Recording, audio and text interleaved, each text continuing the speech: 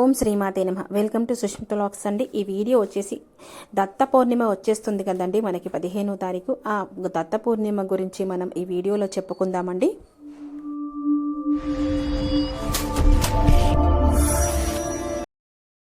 మార్గశీర మాసం శుక్లపక్షం పౌర్ణమి తిథి దత్త జయంతిగా జరుపుకుంటారు. ఈ రోజు దత్తాత్రేయుని అవతారము సంభవించింది. మార్గశీర మాసంలో దత్తాత్రేయుడిని కొలవడం వలన జీవనం పావనమవుతుంది. పాప పక్షానం చేసుకోవలసిన రోజుగా మనం భావించవచ్చు. వీడియో ఎక్కడ స్కిప్ చేయకుండా చూడండి. దత్త జయంతి ఎలా చేసుకోవాలో తెలుసుకుందాం. అలాగే దత్త రూపంలో ఉన్న గురువుని ఒక భక్తుడు తన మనస్ఫూర్తితో మనస్సు పొంగిపోయి పదే పదే స్వామిని స్మరించుకుంటూ పొగుడుతూ కన్నీటి పాదాలని కడిగాడంట. కన్నీటితో పాదాలు కడిగాడంట. అష్టకము చదువుకున్నాడంట. ఈ అష్టకము చదువుకుంటే ఎన్ని కష్టాలైనా సరే మనం దాటవచ్చంట. ఈ అష్టకం గురించి కూడా మీ అందరికీ కూడా వివరిస్తానండి. ఈ వీడియో ఎక్కడ స్కిప్ చేయకుండా చూడండి. పురాణాల ప్రకారం దత్తాత్రేయుడిని ముక్కోటి దేవతలుగా అవతారంగా భావిస్తారు. ఈయనకు 6 చేతులు, 3 తలలు, శంఖచక్రము, త్రిశూలము, ఆయుధాలు, తన వెంట 4 శునకాలు, గోమాత కూడా ఉంటాయి. ఇలా 3 రూపాలు కారణంగా దత్తాత్రేయుడిని కలియుగ ప్రత్యక్ష దైవం పరిణకిస్తారు. ఈ స్వామి వారిని ఆరాధిస్తే త్రిమూర్తులను ఆరాధించినేనట్లు చాలా మంది నమ్ముతారు. త్రిమూర్తులు స్వరూపంగా భావించే స్వామిని సన్యాసి లేదా బ్రహ్మచారి అని కూడా పిలుస్తారు.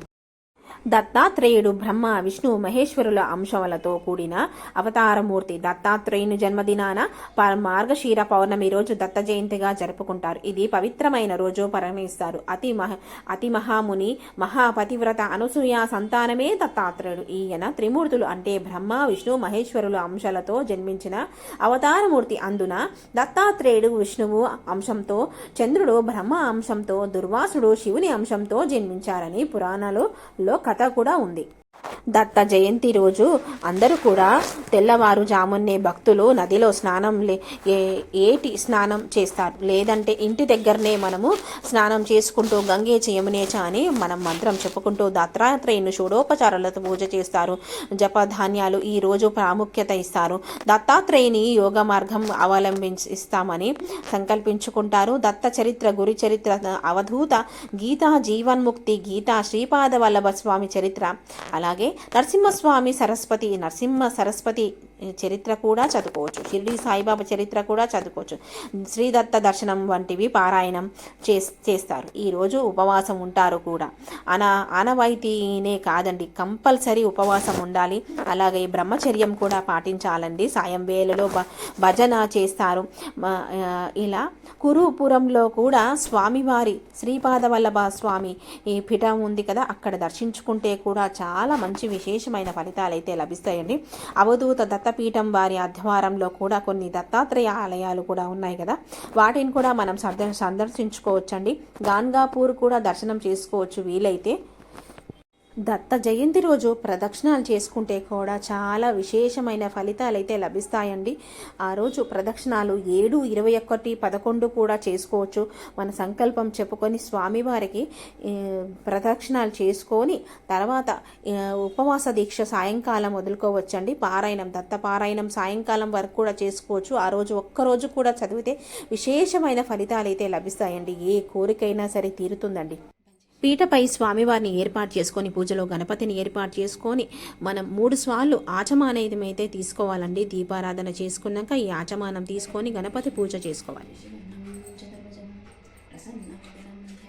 సర్వవిఘ్నోపశాంతి. ఓం గం గణేశాయ నమః. ఓం గం గణేశాయ నమః. పూజయామి. ఓం గం ఆపదలు రాకుండా గురుపారాయణం చేసుకుంటున్నాం స్వామి, మాకు ఏ ఆపదలు రావద్దు. ఈ గురుపారాయణంకి నువ్వు ఆటంకాలు లేకుండా చూడు స్వామి అని ఆ గణపతిని వేడుకోవాలండి. మనము స్వామికి నైవేద్యం కూడా సమర్పించుకోవాలండి. దత్తాత్రేయునికి నమస్కరించుకోవాలి. ఆహ్వానం సమర్పయామి. ఆసనం సమర్పయామి. ముఖే ఆచమానీయం సమర్పయామి. అర్హం సమర్పయామి. పాద్యం సమర్పయామి. పుష్పం, వస్త్రం అంటే అక్షంతులు, వస్త్రం సమర్పయామి. గంధాం సమర్పయామి. ఆహ్వానం సమర్పయామి. ముఖ్య ఆచమానం మనము దత్తాత్రేయుని ఆ కలశంలో మనము ఆహ్వానించుకోవాలి. దత్తాత్రేయుడు కలశంలో ఆహ్వానం చేసుకొని స్వామి అని మనము ప్రార్థించుకోవాలి స్వామిని. దత్తపారాయణం చేసే వాళ్ళు తప్పకుండా ఈ గురు చరిత్ర పుస్తకాన్ని అయితే తెచ్చుకోవాలండి. ఈ గురు చరిత్ర పుస్తకంలో కూడా శ్రీ గురు నిత్య పారాయణం గ్రంథము అని ఉంటుంది చూడండి. పూజ్య ఆచార్య శ్రీ ఎక్కిరాల భరద్వాజ, పూజ్య ఆచార్య శ్రీ రచయిత్ర ఎక్కిరాల భరద్వాజ రాజు వారి గురుచరిత్ర ఉందండి. నా దగ్గర అయితే చాలా ఏండ్లైంది కొనుక్కొని పెట్టుకున్నాను. 70 రూపాయలకైతే వచ్చిందండి. ఇది గాన్గాపూర్కి వెళ్తే నేను అప్పుడు తీసుకున్నామండి. ఈ గురుచరిత్ర పారాయణం గ్రంథ పారాయణ పద్ధతి అండి. సప్తాహ పారాయణము అలాగే గురువారం నుంచి మనము బుధవారం వరకు కూడా చేసుకోవచ్చు ఈ సప్తపారాయణము. ఇది ద్విసప్త పారాయణం అండి. గురువారం నుంచి అధ్యాయం 1వ నుండి అధ్యాయంలోని శుక్రవారము శనివారము ఇలా చదువుకోవాలండి. రోజు కూడా ద్విసప్త పారాయణం చేసుకుంటే బుధవారం వరకు 50వది 52వది చదువుకోవచ్చండి. త్రిసప్త పారాయణం 3 రకాలుగా ఈ గురు పారాయణం అయితే చేసుకోవాలి.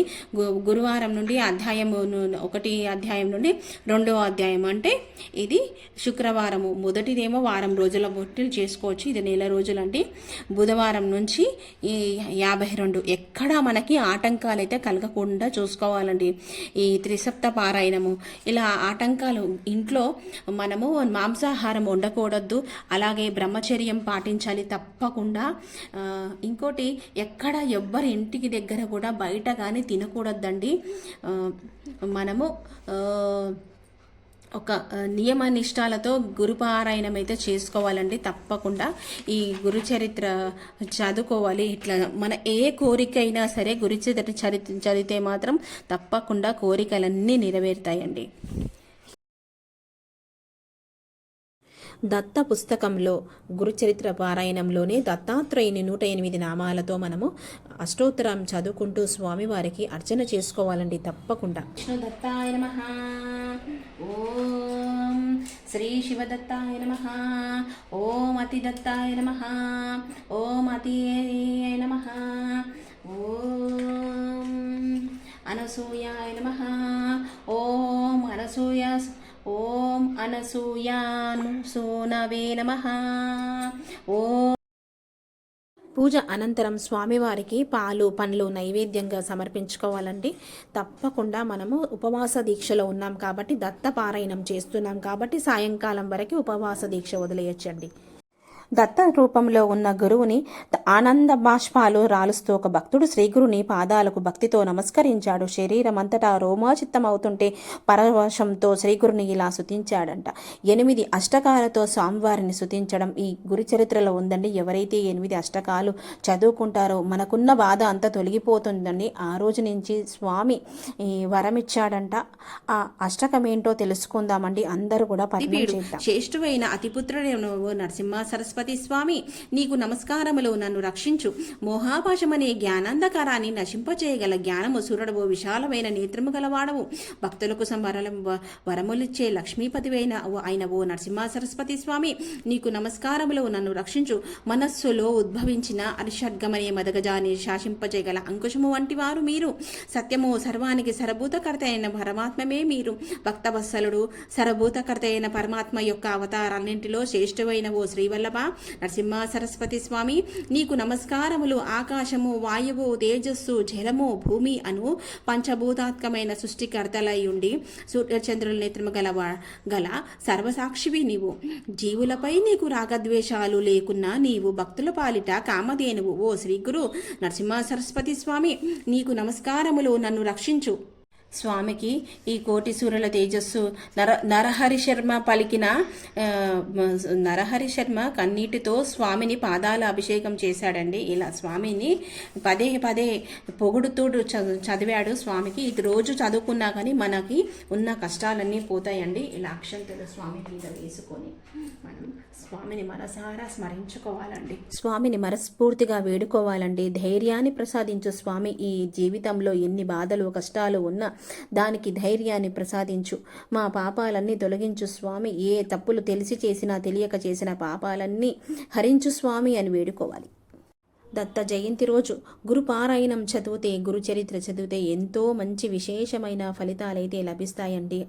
అందరికీ కూడా ఈ గురు చరిత్ర రోజు నియమ నిష్ఠాలతో పూజ అయితే చేసుకోవాలండి. స్వామివారికి మంగళహారతి సమర్పించుకోవాలండి. దిగంబరా దిగంబరా శ్రీపాదవల్లభ దిగంబరా దిగంబరా దిగంబరా అవధూత చింతాన దిగంబరా దిగంబరా దిగంబరా శ్రీపాదవల్లభ దిగంబరా దిగంబరా దిగంబరా అవధూత చింతాన దిగంబరా. శ్రీ దత్త గురువే నమః. శ్రీ శ్రీపాదవల్లభాయ నమః. అనసూయ పుత్రాయ నమః. ఓం జై గురుదేవ దత్త కీ జై. జై గురుదేవ దత్త.